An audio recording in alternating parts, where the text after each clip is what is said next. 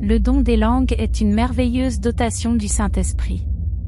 Cela nous aide à communiquer directement avec le Seigneur.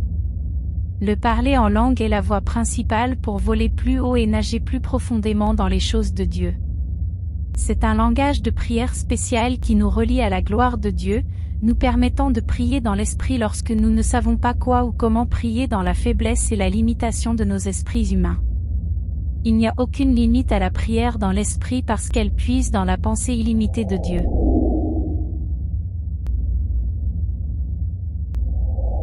Je crois au pouvoir du parler en langue. Je crois parce que j'ai été témoin de sa puissance dans ma propre expérience ainsi que dans les expériences des autres.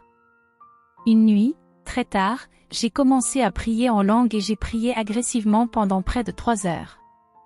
Bien que je ne sache pas pourquoi je priais, j'ai senti que je priais jusqu'à la victoire pour quelque chose de très important.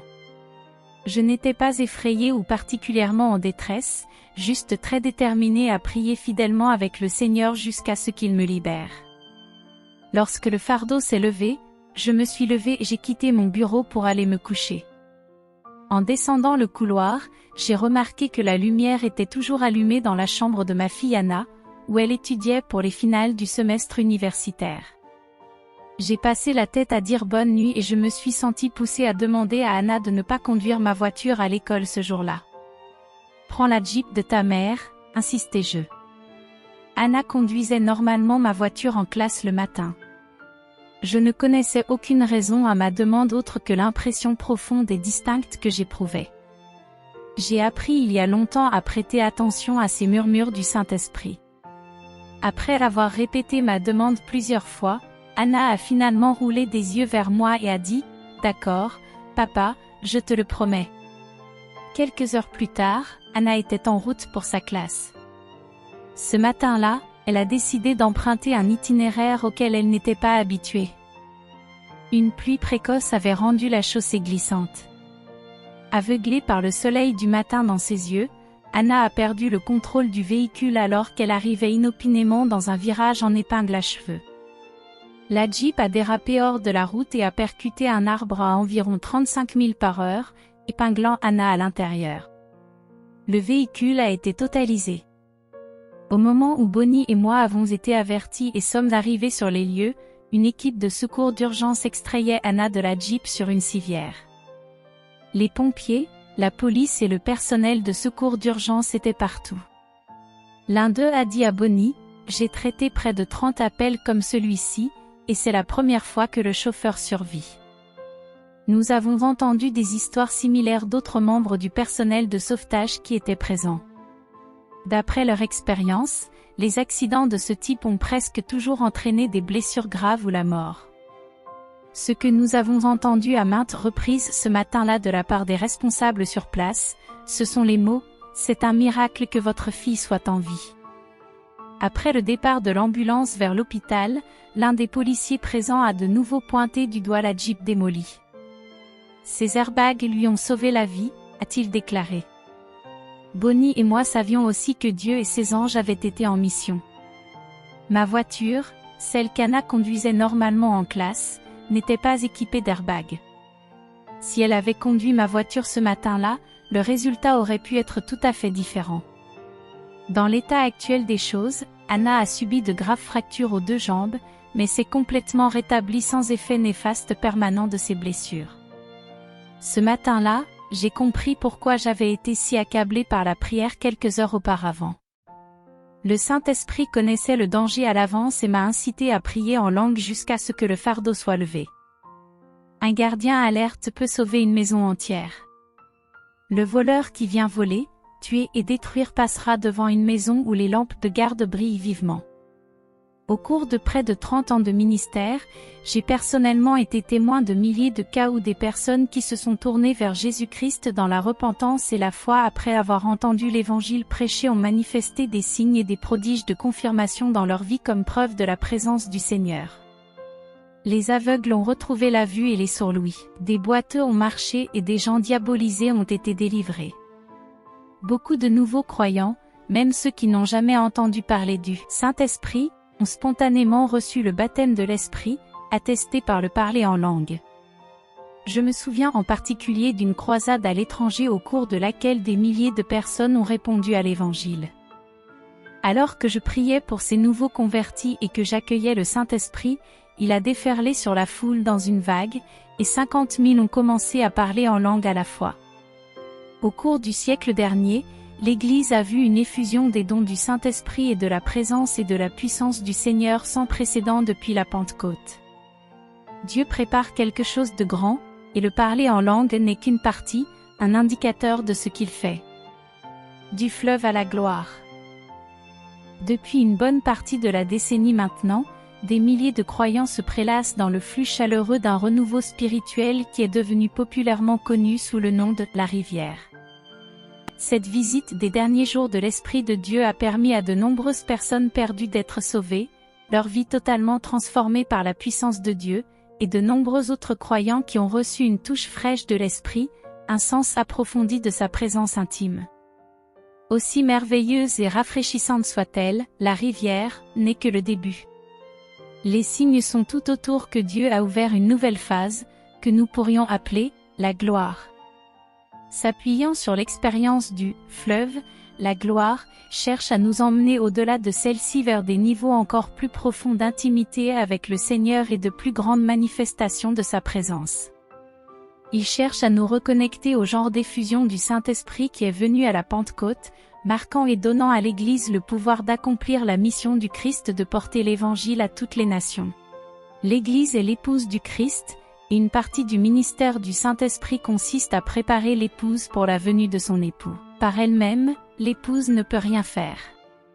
C'est l'Esprit de Dieu qui oint l'épouse de Christ. À mesure qu'approche le jour du retour de l'époux, l'activité de préparation de l'Esprit augmentera. En tant que préparateur de l'épouse, le Saint-Esprit est comme le serviteur d'Abraham dans le livre de la Genèse, qui était l'intendant et l'administrateur de tout ce qu'Abraham possédait, et qu'Abraham a envoyé pour trouver et préparer une épouse pour son fils Isaac. Il sortit et choisit Rebecca, qui devint la femme d'Isaac. Le Saint-Esprit est comme l'eunuque du roi dans le livre d'Esther qui a formé et enseigné Esther et l'a préparée à aller devant le roi. C'est le même Saint-Esprit qui est venu le jour de la Pentecôte, 50 jours après la résurrection de Jésus et 10 jours après son ascension, et a rempli les 120 croyants qui étaient réunis dans cette chambre haute à Jérusalem. Il est la troisième personne de la divinité, égale à Dieu le Père et à Jésus-Christ le Fils. Lorsque l'Esprit a rempli ces croyants à la Pentecôte, ils ont commencé à parler en langue. La présence de l'Esprit les reliait au cœur et à l'Esprit de Dieu d'une toute nouvelle manière, et le parler en langue était la expression, surnaturellement naturelle, de cette connexion. Le parler en langue est un discours spirituel, un langage qui nous relie à la gloire de Dieu, tout comme il l'a fait pour les croyants à la Pentecôte. Alors que nous passons de la rivière à la gloire, les langues continueront d'être une partie importante du processus. Windtalker, spirituel. Le parler en langue est le langage de la gloire, une manifestation extérieure de l'accomplissement de la promesse de Jésus que le Saint-Esprit viendrait habiter en permanence dans le cœur et la vie des croyants. Le Saint-Esprit a donné naissance à l'Église et une partie de cette naissance était les langues. L'Église est née parlant en langue. Lorsque le jour de la Pentecôte fut pleinement arrivé, ils étaient tous d'un commun accord au même endroit. Et tout à coup il vint du ciel un bruit comme celui d'un vent impétueux, et il remplit toute la maison où ils étaient assis. Alors leur apparurent des langues divisées, comme de feu, et une s'assit sur chacune d'elles. Et ils furent tous remplis du Saint-Esprit et se mirent à parler en d'autres langues, selon que l'Esprit leur donnait de s'exprimer. Actes 2, 1, 4. Il n'y a pas si longtemps, 2 événements se sont produits dans notre pays qui ont attiré l'attention du public sur l'une des histoires les moins connues de la Seconde Guerre mondiale. Le président George Bush a décerné la médaille d'or du Congrès, la plus haute distinction civile que le Congrès puisse décerner, à 4 membres survivants des 29 Windtalkers d'origine, des Amérindiens de la nation Navajo qui ont servi comme marines dans le théâtre du Pacifique et qui ont utilisé leur Navajo langue comme un code de communication que les Japonais trouvaient impossible à briser. À peu près au même moment, un film hollywoodien nommé Windtalker est sorti, qui donnait un récit factuel mais quelque peu fictif de la même histoire. Le mot windtalker fait référence à la façon de parler navajo, parler dans le vent. Un locuteur de code navajo a été affecté à chaque division de la marine pour assurer une communication sécurisée entre elles, sans interception par les Japonais. Dans ce qui ressemblait sans aucun doute à un simple charabia pour l'ennemi qui écoutait, ces « parleurs du vent » utilisaient leur langage unique pour coordonner les plans de bataille. Et la stratégie, appelée les tirs d'artillerie et donner des rapports de situation. On leur attribue des contributions importantes aux victoires américaines sur Guadalcanal, Iwo Jima et d'autres batailles majeures sur les îles du Pacifique. Cette histoire des Navajo Windtalkers m'a fait penser à ces croyants d'il y a longtemps qui parlaient dans le « vent » de la Pentecôte. Le mot grec pneuma, souvent traduit par « esprit », signifie aussi « souffle » ou « vent ». Les 120 croyants réunis dans cette chambre haute entendirent un bruit venant du ciel, comme celui d'un vent impétueux, et ils commencèrent à parler en d'autres langues. Ces croyants nouvellement remplis de l'esprit étaient spirituels, les bavards. Ils parlaient dans une nouvelle langue qui était comme un souffle du ciel. Tout comme les Japonais n'ont pas pu pénétrer le code des Navajo, le diable ne peut percer le langage de l'esprit. Le parler en langue est une communication céleste, un langage qui nous relie à la gloire de Dieu. Cela nous met en harmonie avec son cœur et son esprit. Tout comme seuls les Navajo parlent du vent pouvaient se comprendre dans leur langue unique, les vents spirituels ont également une communication sécurisée avec le Seigneur, une langue spéciale ou un code qui ne peut être intercepté, compris ou renversé par l'ennemi. Le parler en langue est la langue du royaume des cieux. Le problème est que nous l'avons spiritualisé et religionnisé à un tel point de controverse qu'il est facile de perdre de vue sa véritable nature et son objectif, nous connecter à la gloire du Seigneur. Le pouvoir spirituel sert à témoigner de Jésus. La dernière chose que Jésus ressuscité a dit à ses disciples avant de monter au ciel était « Mais vous recevrez une puissance lorsque le Saint-Esprit sera venu sur vous, et vous serez mes témoins à Jérusalem, et dans toute la Judée et la Samarie, et jusqu'aux extrémités de la terre. » Acte 1. Les paroles de Jésus contiennent deux impératifs pour ses disciples, vous recevrez une puissance, et vous serez mes témoins. Ces deux, tu dois, vont ensemble, l'un ou l'autre n'a pas de sens sans l'autre. Un témoin de Jésus qui n'a pas de pouvoir spirituel n'accomplit rien, et le pouvoir spirituel qui ne témoigne pas de Jésus n'a aucun but.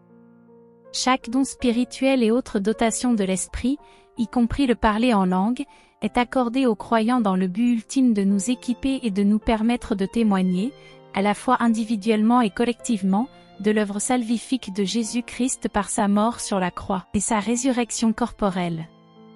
Chaque fois que nous commençons à nous concentrer sur les dons spirituels pour eux-mêmes, que ce soit les langues ou autre chose, nous nous dirigeons vers des ennuis. En tant que chrétiens, nous risquons toujours de glisser dans l'un ou l'autre de deux extrêmes, tous deux également dangereux. Mettre trop peu d'accent sur les dons et la présence du Saint-Esprit nous prive de pouvoir, tandis que trop nous prive de vision et de direction parce que cela détourne nos yeux de Jésus. Comme Acte 2, 4 l'indique clairement, la première preuve de la présence puissante du Saint-Esprit était que les croyants commencèrent à parler en d'autres langues, selon que l'Esprit leur donnait de s'exprimer. Cela a préparé le terrain pour la prédication de l'Évangile aux milliers de pèlerins qui étaient à Jérusalem pour le festival. Dans chaque cas, la libération de la puissance spirituelle est inextricablement liée à la mission de témoigner de Jésus. En même temps, le parler en langue est clairement lié à la libération du pouvoir spirituel en tant que manifestation extérieure initiale de ce pouvoir. Même alors, cependant, sa fonction était de permettre à la foule multinationale à Jérusalem d'entendre et de comprendre l'Évangile, chacun dans sa propre langue, afin que tous ceux qui répondaient soient sauvés. Voici donc un principe biblique solide et immuable, la puissance spirituelle nous est donnée dans le but de témoigner de Jésus. Le secret du pouvoir spirituel. Dans notre génération plus que jamais, le monde est au centre d'une bataille spirituelle aux proportions épiques entre les puissances des ténèbres et les puissances de la lumière. L'Église est l'avant-garde des puissances de la lumière sur la terre, et nous avons besoin d'armes à la hauteur du combat. La sagesse et la compréhension humaine ne suffisent pas. Jésus n'a pas dit « Vous recevrez la connaissance lorsque le Saint-Esprit viendra sur vous », ni n'a-t-il dit « Vous recevrez la sagesse lorsque le Saint-Esprit viendra sur vous ». Il a dit « Vous recevrez une puissance lorsque le Saint-Esprit sera venu sur vous ».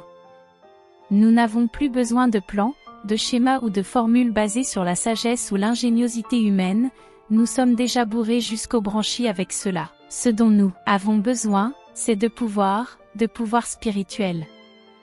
Une fois, lors d'un voyage en Israël, je priais avec ma famille au tombeau du jardin lorsque j'ai senti le doux coup de pouce de l'Esprit me demander de manière rhétorique, où est la puissance de l'Église? Où est le pouvoir dans votre vie?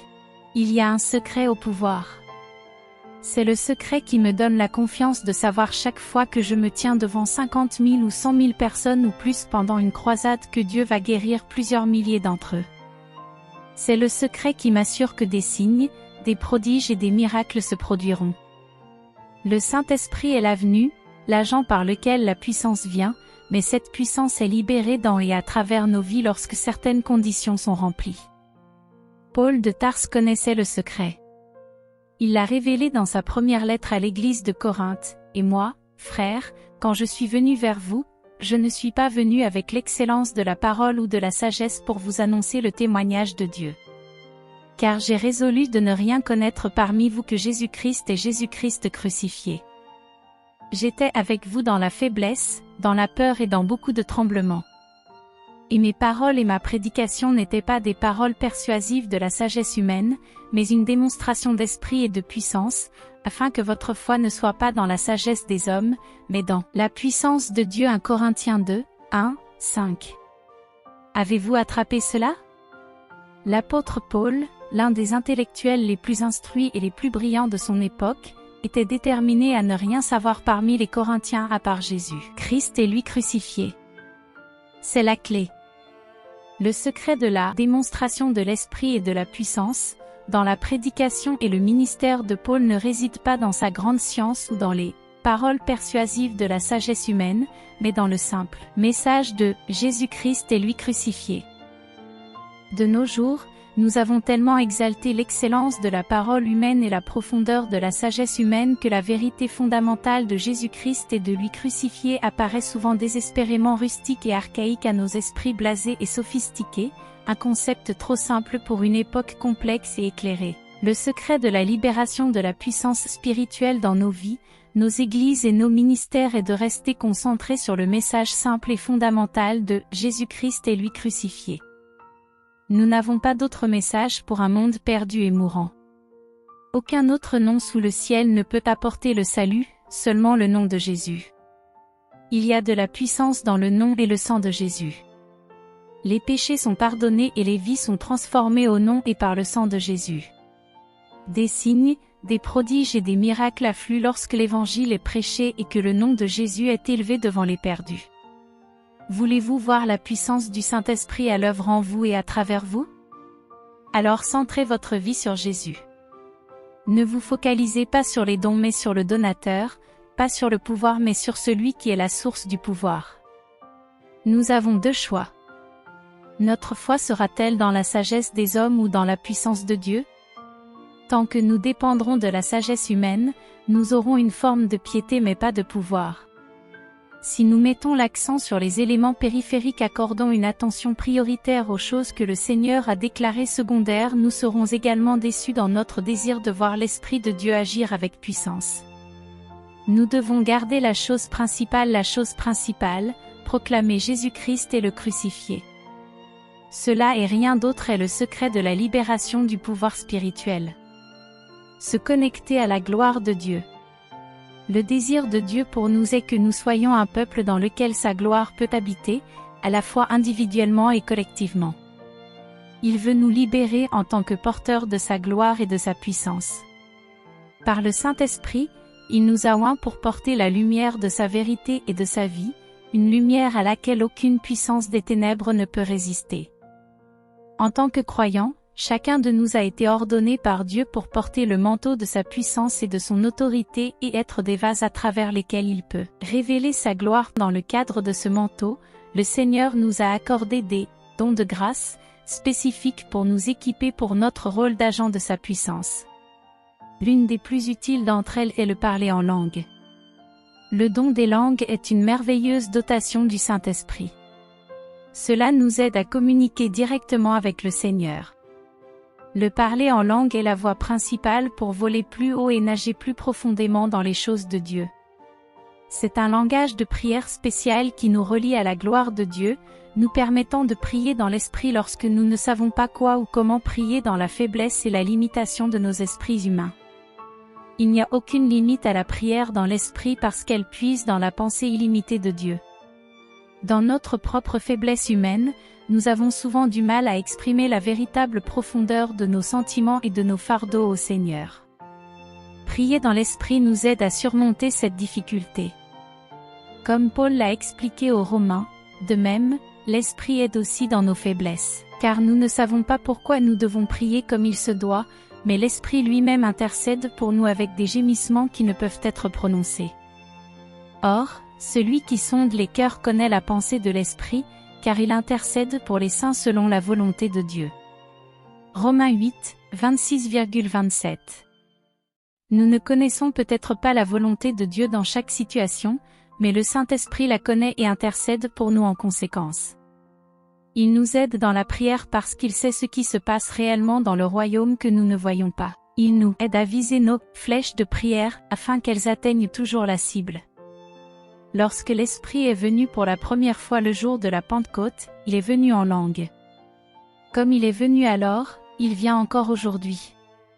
Chaque vrai croyant en Christ a le Saint-Esprit vivant à l'intérieur, parce que l'Esprit est l'agent de la grâce salvatrice de Dieu et sans sa présence, il n'y a pas de salut. Cependant, tous les croyants ne parlent pas en langue. Certains ont appris que le don des langues a cessé vers la fin du 1er siècle, d'autres, que les langues sont pour certains mais pas pour tous. Le parler en langue n'est certainement pas nécessaire pour le salut, mais c'est un atout merveilleux pour la prière et pour nous aider à grandir dans un ministère efficace et dans la grâce et la connaissance du Seigneur. Je crois donc qu'il est disponible pour chaque disciple né de nouveau du Christ qui le désire et le recherche humblement et avec foi. Lorsque nous prions en langue, le Saint-Esprit exprime des choses que nous ne pouvons pas exprimer en langage humain. Parce qu'elle est par nature une langue inconnue, s'y écouler demande humilité et soumission de notre part. Nous devons être disposés dans la foi à céder chaque partie de nous-mêmes au Roi de gloire, notre corps, notre esprit, notre langue, nos cordes vocales. Pour l'esprit naturel, cela semble insensé ou même effrayant, mais la folie de Dieu est plus sage que les hommes, et la faiblesse de Dieu est plus forte que les hommes. 1 Corinthiens 1, 25. Ce que nous abandonnons à Jésus volontairement, complètement et avec une foi humble, il le bénira et le multipliera extrêmement et abondamment au-delà de ce que nous pourrions jamais faire avec nos propres ressources. Le parler en langue comporte de nombreux avantages pour notre vie spirituelle. D'une part, cela nous aide à devenir plus intimes avec Dieu. Plus nous parlons en langue, plus nous devenons possédés par le Saint-Esprit. Lorsque nous sommes épuisés et fatigués, le parler en langue nous rafraîchit d'une manière merveilleuse. C'est comme être dans une rivière qui coule par une chaude journée. En plus d'entrer régulièrement dans la parole de Dieu et de passer du temps de qualité avec Jésus au quotidien, le parler en langue est l'un des meilleurs moyens de se ressourcer. Chaque fois que nous parlons en langue, nous magnifions et glorifions Dieu parce que nous prions dans le langage de l'Esprit, le langage de la gloire. En même temps, nous nous renforçons et nous édifions aussi dans notre foi, mais vous, bien-aimés, vous édifiant sur votre très sainte foi, priant par le Saint-Esprit, gardez-vous dans l'amour de Dieu, en attendant la miséricorde de notre Seigneur Jésus-Christ pour la vie éternelle. Jude 1, 20, 21. Prier dans l'Esprit est un moyen par lequel nous pouvons nous édifier, ainsi que nos familles, nos maisons et nos églises. Le parler en langue n'est pas seulement une sorte d'insigne que nous retirons de temps en temps comme preuve que nous avons été baptisés dans l'Esprit. Au contraire, c'est un outil merveilleux et une arme spirituelle impressionnante que Dieu nous a donnée, une que nous n'utilisons pas assez souvent. Il est vraiment regrettable que la pratique du parler en langue soit devenue un tel point de discorde dans l'Église. Les gens des deux côtés de la question ont commis la même erreur en concentrant tellement d'attention sur la manifestation des langues qu'ils en ont perdu de vue la signification. Autant une merveille que soit le don des langues, c'est simplement un signe extérieur d'une merveille encore plus grande, que le Dieu vivant soit descendu en la personne du Saint-Esprit pour habiter littéralement et en permanence dans le cœur de son peuple. La Pentecôte n'était pas une pensée après coup avec Dieu, mais une partie de son plan depuis le début. Joël l'a prophétisé des siècles avant le fait, et il arrivera après que je répandrai mon esprit sur toute chair, vos fils et vos filles prophétiseront, vos vieillards auront des songes, vos jeunes gens des visions. Et aussi sur mes serviteurs et sur mes servantes je répandrai mon esprit en ces jours-là. Joël 2, 28, 29. La gloire du Seigneur est descendue lors de cette première Pentecôte après la mort et la résurrection de Jésus. De la même manière, la gloire de Dieu est descendue sur le mont Sinaï peu de temps après qu'il a sorti les Israélites de l'esclavage en Égypte. Nous pouvons mieux comprendre la signification de la Pentecôte si nous comprenons la signification de ce qui s'est passé au mont Sinaï. À bien des égards, le mont Sinaï préfigurait la Pentecôte. Si vous êtes né de nouveau mais que vous n'êtes pas rempli du Saint-Esprit, le Seigneur veut que vous le receviez aujourd'hui. Votre salut est votre seule qualification exigée pour recevoir le Saint-Esprit. Maintenant, vous pouvez le recevoir dans votre esprit. Dites ces mots à haute voix par la foi, vous attendant à recevoir. Cher Père Céleste, je te remercie pour le don du Saint-Esprit. En tant que ton enfant, je le reçois. Maintenant par la foi pour venir et demeurer dans mon cœur. Je le reçois dans mon âme et mon corps. Je le reçois dans chaque fibre de mon être. Je suis maintenant rempli du Saint-Esprit et selon ta parole dans Actes 2, 4. Je parle en d'autres langues selon qu'il me donne de m'exprimer au nom du Seigneur Jésus-Christ. Amen. Vous êtes désormais remplis du Saint-Esprit. C'est accompli. Maintenant ouvrez la bouche par la foi et commencez à prononcer ces mots de l'Esprit qui viennent du plus profond de votre être. Louez le Seigneur. La présence du Saint-Esprit dans votre vie fait de vous un homme extraordinaire. Il se peut que vous paraissiez, parliez et marchiez comme avant mais vous êtes devenu son tabernacle vivant. Vous êtes devenu plus qu'un homme puisque la vie même et la puissance de Dieu résident maintenant en vous.